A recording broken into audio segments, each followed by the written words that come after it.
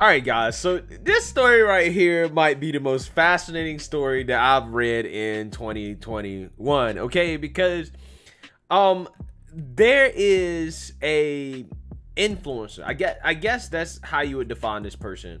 Orly London, okay, whom now has come out and identifies as Korean. Now, Orly London apparently again is an influencer, a musician, whom has a appreciation for Korean culture, to say the least, right? He's so, or they, right? They're also non-binary, right? I'm just trying to get it right here. They're so fascinated with Korean culture that they decided that they wanted to identify Korean and to go as far as to get surgery to actually look Korean, okay? Now, obviously, this is controversial. Obviously, this is gonna have people upset, okay? Like, people get upset at everything. But it may surprise some people that the people that are actually upset about this are not people on the right, okay? Because we already knew where ultra wokeness would ultimately lead to, right? You know, the whole trans thing. Ultimately, you know, if you can choose your gender, then why can't you choose your race, right? You can just identify as anything, right? That's the natural conclusion.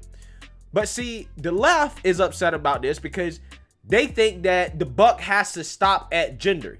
You can't be transracial. So they're the ones that are actually upset with Orly here about his transition. And it's really just another example of the overt bigotry on the left when it comes to people they don't agree with, okay? Whether it's on the left of them or the right of them, okay? When they don't agree with you, right? Specifically when it comes to issues about race, that seems to be the stickler here, the race issue.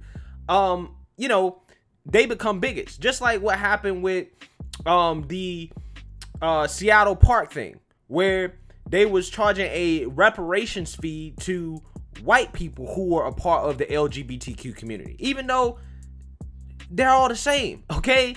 They're all the same.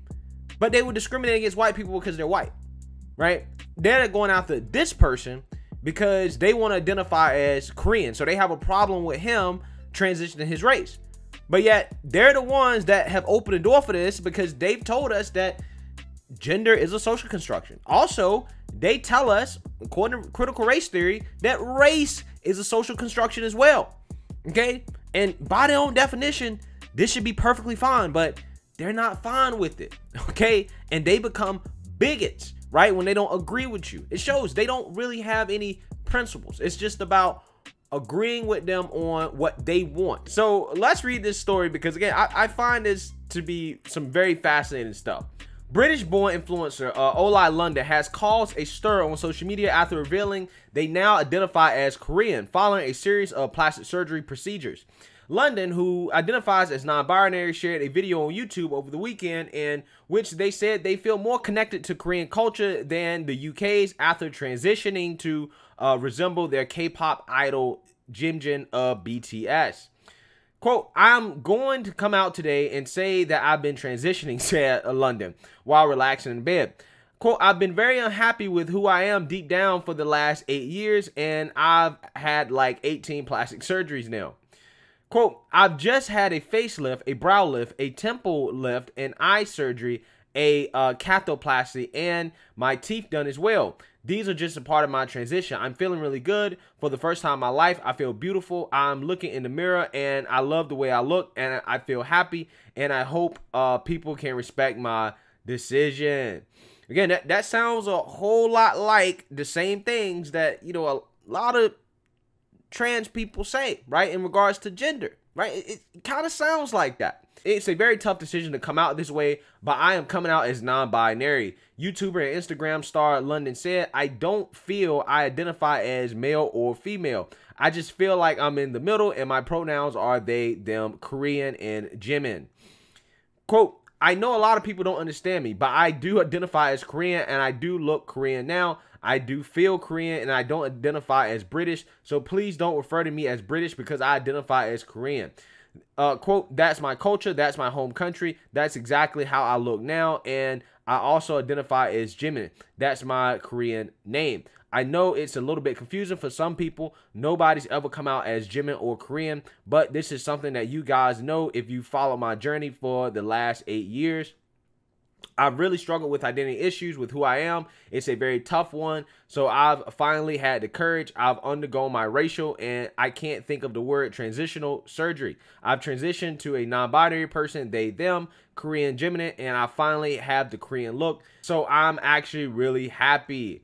Okay, so this is their surgery pic. And you can see they now look Korean. Okay, they got their eyes slanted a little bit, which, I mean, low key, I mean, is this not counter racist? You know what I'm saying? Like, come on. I mean, dude got his eyes slanted. I mean, listen, I'm trying to be very careful in terms of how I talk about this, because this person obviously, you know, has some issues with, you know, how they feeling internally. Okay, and they're trying to do this to rectify those issues. Okay, but I mean, you know, I'm just saying, the left has paved the way for this to be acceptable. Okay, they just have, and now they have to deal with it. London first hit headlines in 2018 when it was revealed that they had to spend more than $100,000 on cosmetic surgery to resemble musician Jimin. That amount is now expected to exceed $200,000 in the years since. In June, London shared a revised image of a South Korean flag with rainbow stripes on Twitter, adding the caption, "This is my new official flag for being a non-binary person who identifies as Korean. Thank you for the overwhelming support. It was so hard for me to come out as them, they Korean." They also stated that the full name they're now identified as Park Jimin Hyunjin Kai Taeyang Emanita. Okay, this is the video of them talking about it, right? This is what he looked like before, or they looked like before. Yeah. Since sharing their journey online, London has faced a considerable amount of backlash on social media, which they have deemed sad to have occurred during Pride Month. London told the Daily Mail, quote, "It is sad during Pride Month, a month that celebrates diversity, equality, and love for that woke people would use my coming out and sharing my non-binary Korean identity, something that took me many years to understand and accept, and took me enormous courage to share with the world and use it as a platform to bully, degrade, and dehumanize me in the LGBT community." They continue, "While I recognize that a lot of people don't understand how I identify and may find it unusual, being Korean and feeling Korean is part of who I am and how I feel. And I will never allow a single woke person, bully, or troll to take that away from me.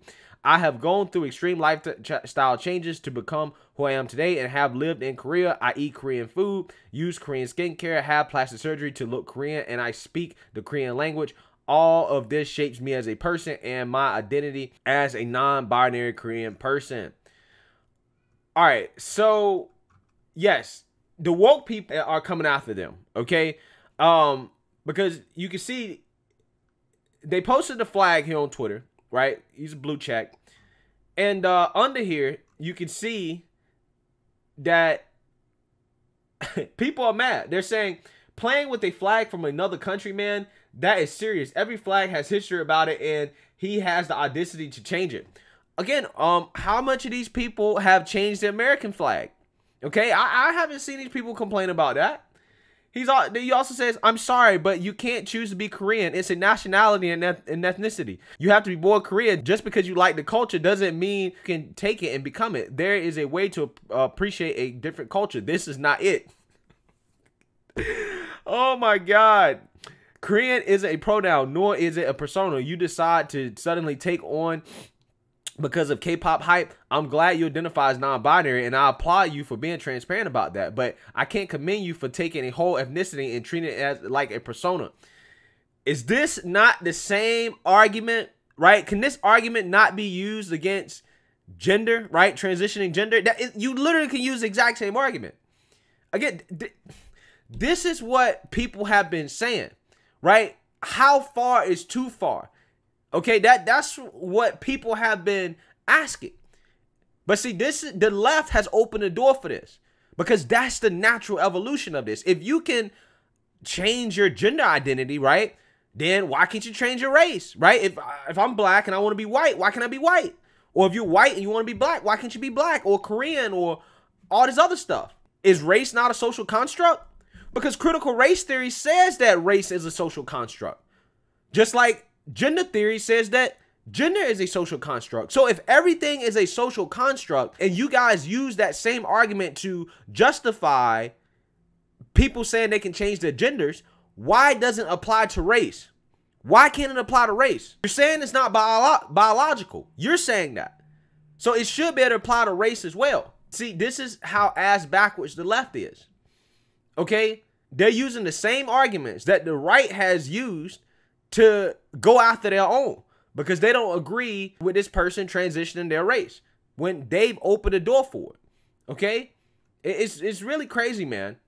It's really crazy. And Ben Shapiro actually, he understands exactly what I'm talking about here. He actually retweeted Olai.